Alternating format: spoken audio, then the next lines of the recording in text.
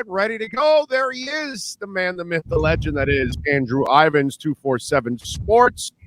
And follow him on Twitter at Andrew_Ivins and catch his work there at 247 Sports. How you feeling, my man? You feeling good? Did you survive Costco? Because oh my gosh, are we even still in the cone? Yeah. Huh? I said, are we still in the cone of doom? I mean, it was crazy out there. Yeah, we're kind of on the South Florida side. We're on the edge of the cone. We're inside the edge of the cone. We'll get those, gale force winds, 20, 30 miles and a bunch of rain, at least for now. Who knows, dude? Remember, Andrew was supposed to hit the Broward Palm Beach border, and it jogged south and it went right into Homestead and the Keys. So you just never know with these things. If it keeps jogging east or it jogs even more west and it goes towards our friends more in the Gulf, who the hell knows, dude? It's still too far away, but you know what? We have no choice. We have to prepare either way because, and folks out there, don't underestimate it.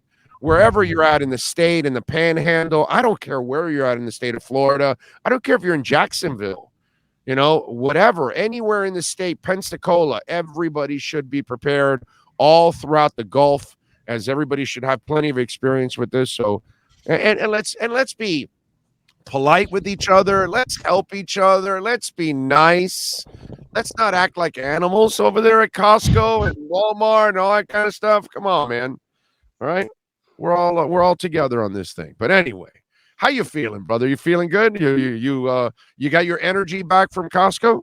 I got it back. I do, man. Big day yesterday. We had the commitment, Hakeem Williams, the receiver from Fort Lauderdale, Stranahan. He picks Florida State. That was quite the draining kind of coordinating that commitment ceremony. So I'm good, man. Just watching football, ready for Dolphins Bills on Sunday. Good weekend of football ahead.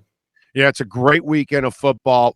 First, before we get into the game, talk to us a little bit overall of your assessment of what Mario's done on the recruiting side and what he's working on now. What could be on the horizon? Talk to us a little bit about that. Well, I mean, Mario's a guy that eats, sleeps, breathes recruiting, and I think we all knew that when he was hired. I mean, that was the case when he was at Alabama.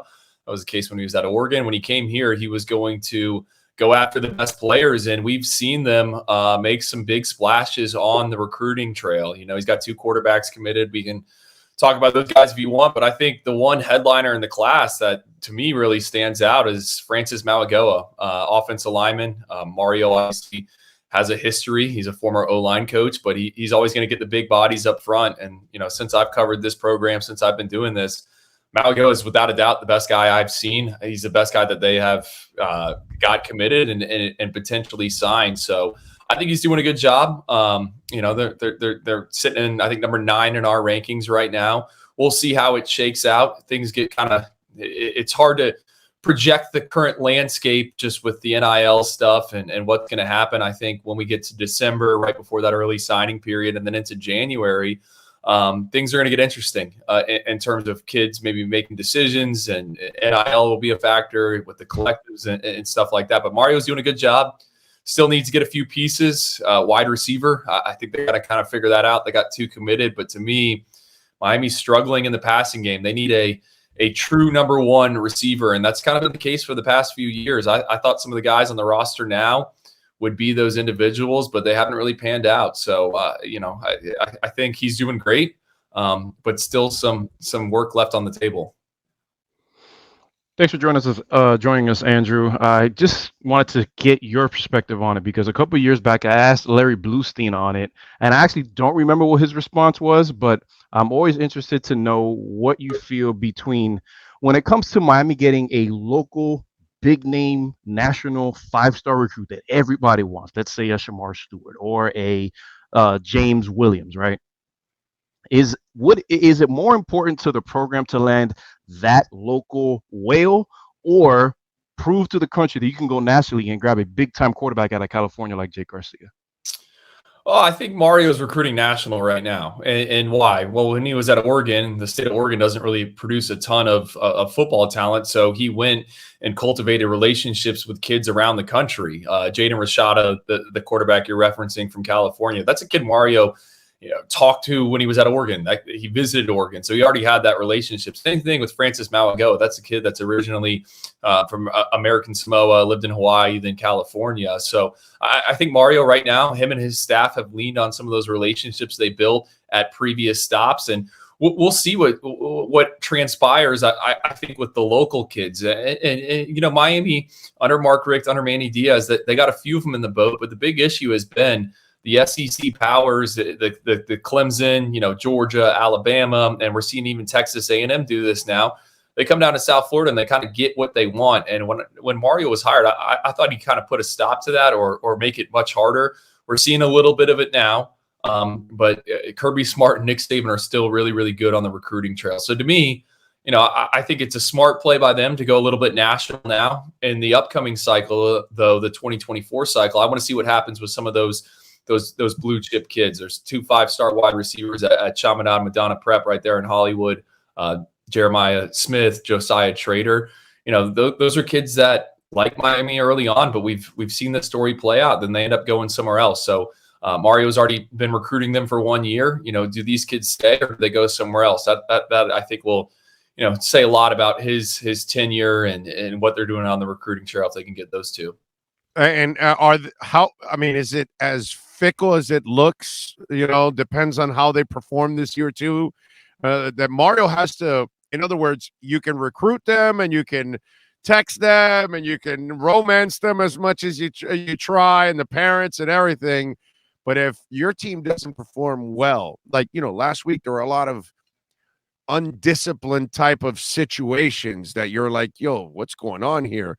If that stuff lingers throughout the year, it's fickle, isn't it? It's pretty bad that will hurt recruiting. He's got to perform on the field in order to kind of close the deal on what he's doing off the field, correct? Absolutely. I mean, look, if you're a 16, 17-year-old kid, what have you seen the past 5 years from Miami on the big stage? They've had one of those, what I call kind of a standalone road games. They played Alabama last year, LSU a few years ago when Joe Burrow was there. They played at Clemson when the entire world's watching.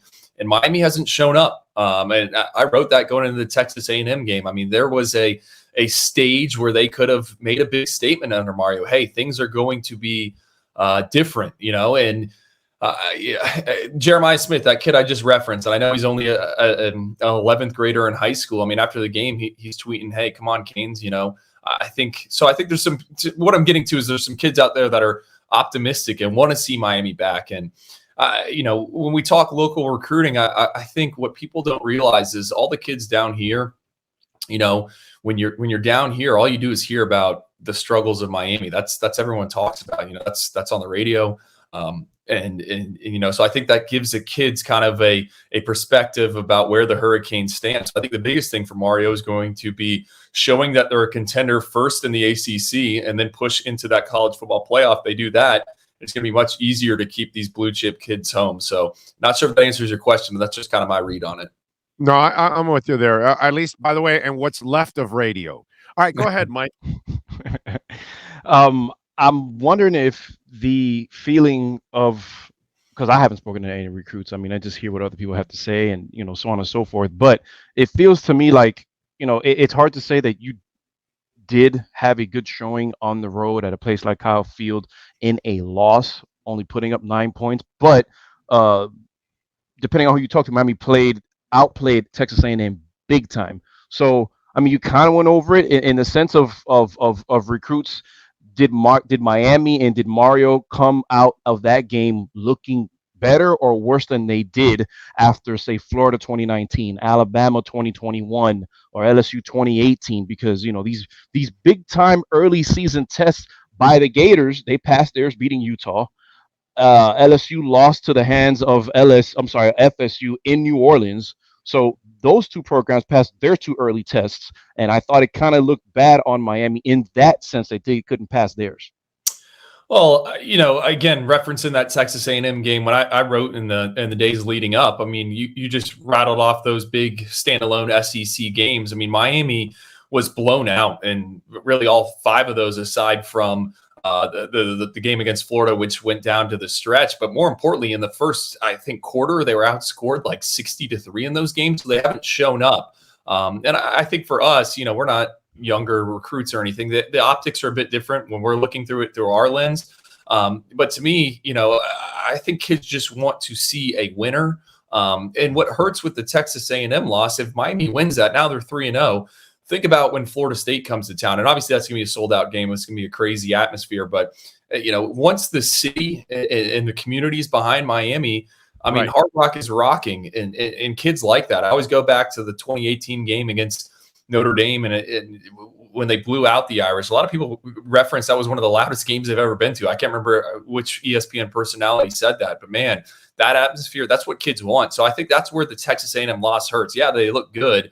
At the end of the day, though, like, kids are looking at records. I mean, how many of those kids actually watch the game, or is it more of just scrolling through social media and seeing a final result? So that's where I think it stings. But, if you're smart and you're thinking big picture, yeah, Miami took a step forward a little bit. We'll see what Texas A&M does the rest of the season. They didn't seem to be outclassed. They didn't seem to be, completely. It wasn't like the Alabama game. It wasn't like the LSU game. So I think that's progress. But man, a win would have done wonders for them in terms of how people view the trajectory of the program.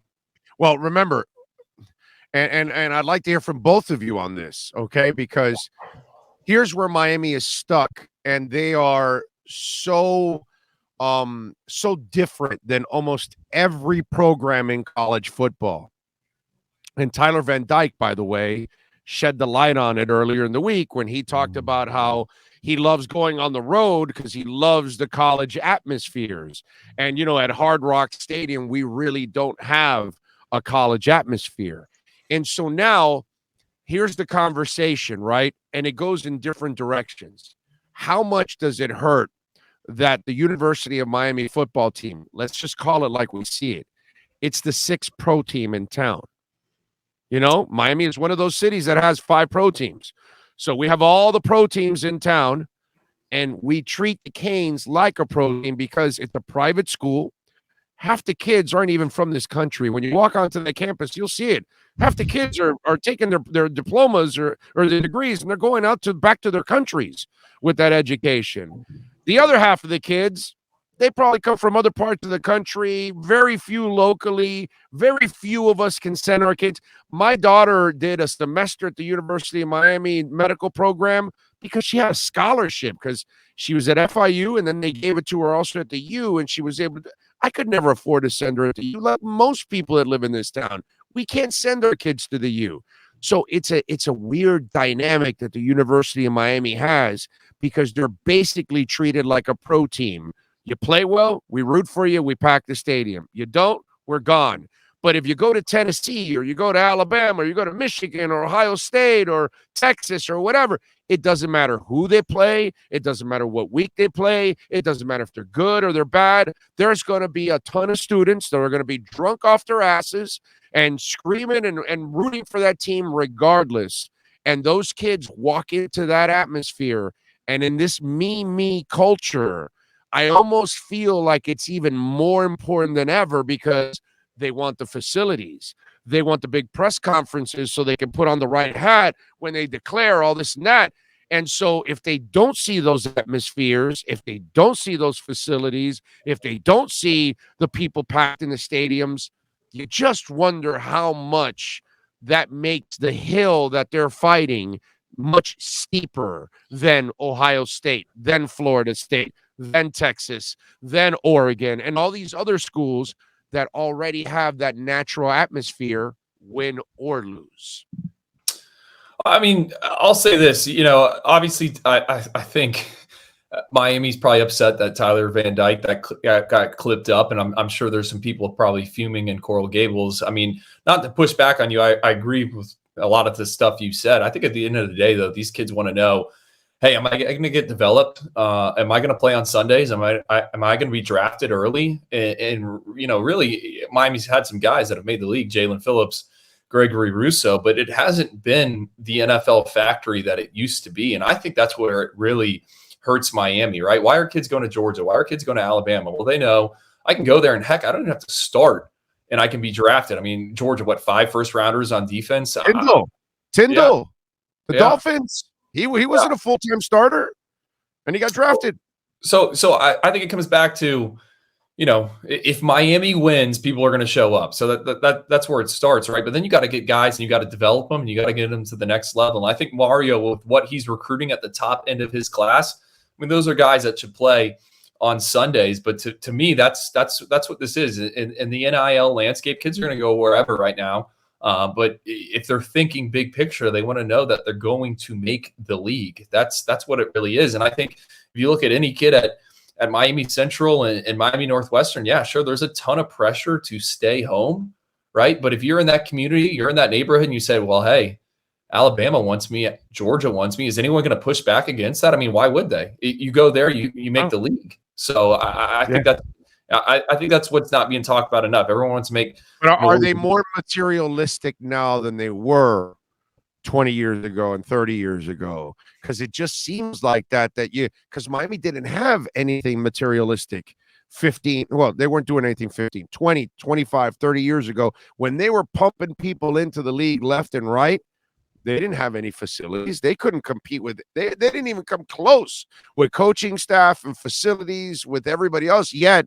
They were surpassing everybody else, but it just seems like now it's a war. It's a wars race, an arms race, and now finally they're spending the money for the arms, the coaches, the facilities, and then you wonder also the atmosphere, how much that hurts at times, because how much a kid that you just said Mario's recruiting out of state, out of South Florida. Well, you're going to go recruit a kid that's in Alabama or in Tennessee or in California. And then he went and visited all those other schools that have that incredible atmosphere. You just wonder how much that kind of is a setback. No, I think it is. And you also got to understand the current landscape kind of in South Florida. I mean, all these kids in the spring and in the summer, they do these bus tours. They leave Miami and they go up and they tour the SEC and sometimes get into Big Ten country and they see those facilities. I also think the facilities aspect hurts Miami. And I know Mario's been pushing to get that job taken care of. But I mean, when you go to some of these places, it's completely different than what they have in Coral Gables. And I think that plays a factor as well. Mike, what do you think? Yeah, I mean, when you sign on a dotted line in December or February, whenever it is now that they want to sign to Miami, you already know what you're getting. Okay, you know that when you play on a Saturday, that it's likely not going to be a 60 to 70,000 crowd, person crowd, because crowds are only going to come when Florida's in town, Florida State's in town, maybe Virginia Tech if they're good, maybe UNC if they're good, and that occasional big time out of conference game. That's number one. Okay. Number two is it'll never be 70 because they eliminated those seats. But go ahead. There you go for the scoreboards. Number two, the other thing is when Miami was winning, when they fielded the best college football team that anybody has ever seen, that OB was empty for the most part. Okay. So that even tells you right there that Miami can be winning. They can literally field the best team that anyone has ever seen in the college in college football, and 40,000, 50,000, But is it harder 22 years later with these kids now? That's the thing I ask. And yes, I was getting to that. It is harder because you are 100% right. Kids, and a lot of it is social media. A lot of it is guidance. I don't think these kids have the greatest guidance. Most of them probably are lacking that, or I don't know what the percentage is. But in any event, yes, it's harder. They want the glitz. They want the glam. They want the attention. They want their spotlight.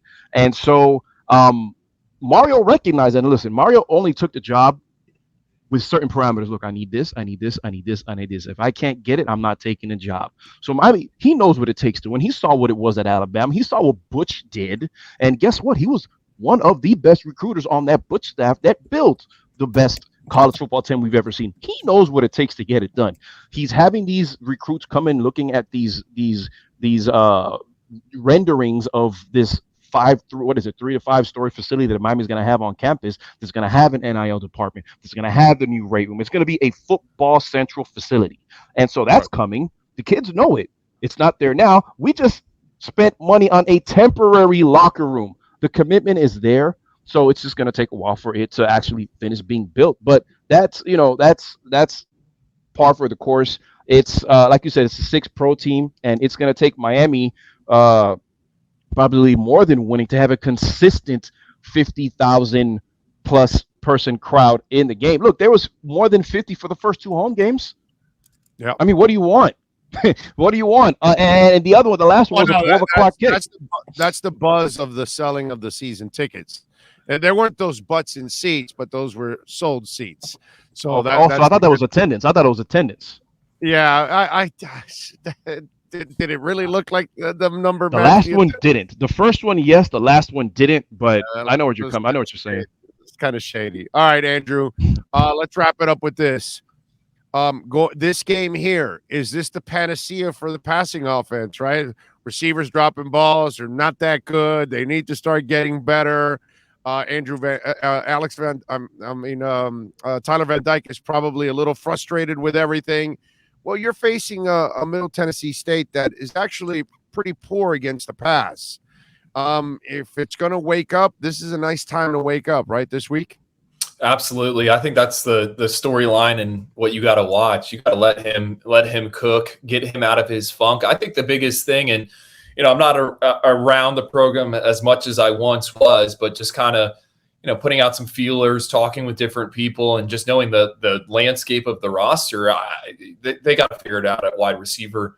Xavier Restrepo isn't the most talented wide receiver in that room, right? But why is he so vital to that offense? Why is he the go-to target for Tyler Van Dyke? I think it's because he plays hard and he cares. That was the case when he was at Deerfield Beach. And to me, I know I'm being critical of these guys, and we rank them high, Brashard Smith, Romello, Brinson, but man, I always go to that fourth quarter. I've been replaying it.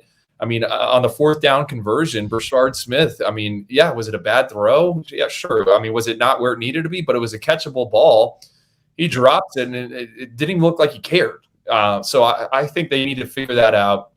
And, it was interesting if you go back to the preseason camp, Mario and those guys were super critical in any media session of the wide receiver play. And then right before the season, they started praising him. So I think that was a tactic, a coaching kind of tactic, trying to get those guys going. And it just really hasn't worked out. And, I don't know what the answer is. Maybe get the tight ends a little bit more involved. I'm higher percentage. Hey, man, get the running backs. Mike's talked about this several times. They're really good receivers. They're running backs out of the backfield. The tight ends. Right. Jalen Knight.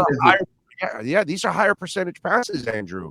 Jalen Knighton to me is a chunk play waiting to happen. The way he's able to get out of space and that lateral movement. I mean, it feels like, you don't want to scheme up, hey, he's got to get X amount of touches, but I think they need to try to unlock that. I think Elijah Arroyo, and don't get me wrong, I'm a big Will Mallory fan. He's a guy that's been essentially a soldier for the program. He's been around for so long, but Arroyo to me is a guy that can play on Sundays one day. Get him more involved, and we'll see. But against Middle Tennessee, I think you get your guys some confidence, and hopefully they don't find themselves in a situation, if you're a Miami fan, where they are in a dogfight early on. Like you want to get these guys going. And if I'm Mario, yeah, you worry about injuries, but man, let Tyler keep playing and let him find his groove in a rhythm. Because if you go back to last season, I think he was hot, and he's a streaky player. Once he's hot, he's hot. So got to try to get that going.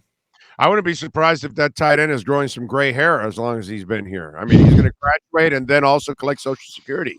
Will's because he was hurt a lot in high school. So I actually drove up one time to see him play in Jacksonville, and Todd Hartley, the former Miami coach, he was always telling me, hey, this is a dude. And it's like, dude, every time I see him, he's hurt. And then I went up there, I think it was like a Thursday night up to Jacksonville. I'll never forget, it was cold. So it was like October, that first kind of like little cold wave in Florida.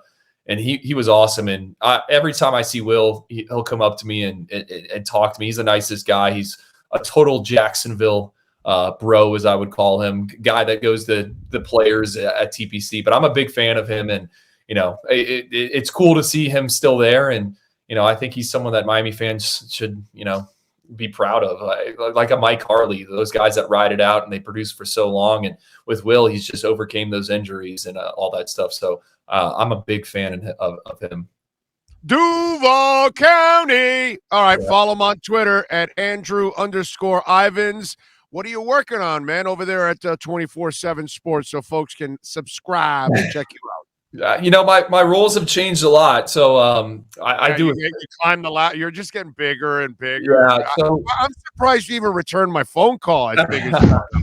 So we do a show every Monday and Wednesday, kind of on YouTube on the 24/7 Sports channel. It's called Preps to Pro. So we talk recruiting, everything to the NFL, but it's really about roster management and personnel and looking at trends and big picture stuff. But we're guys that go out and see the kids and we can kind of connect some dots. So that's kind of the focus of the show. So I'm doing that, and then every weekend I write winners and losers from the results of that Saturday, and who won the weekend when it comes to recruiting and losing, and that's kind of became my baby a little bit. It's fun, because you see the scores, but what does it mean big picture? And the closer we get to December, things get interesting. So that's what I'm working on. Always must read. Excellent work by you, sir. Always love watching your star climb, man. Andrew, as always, thank you, my brother. Appreciate it. Thanks for having me on. You got it. My pleasure. Our pleasure. Our honor. There you go. Andrew Ivins, 24/7 Sports or 247 Sports. I don't know, dude. I say both, and I never really know if it's 24/7 Sports or 247. It sounds like it's 24/7, but wouldn't you put like a slash between the 24/7?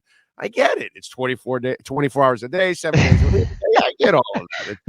It's kind of confusing. But anyway, if you put the slash, it would make a lot more sense. You know what I mean? Yeah, they can get O.J. Simpson to be a sponsor. Slash. All right, he's really good at it.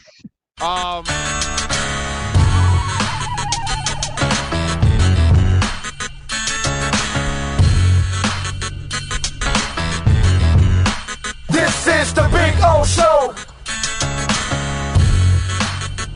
This is the Big O Show.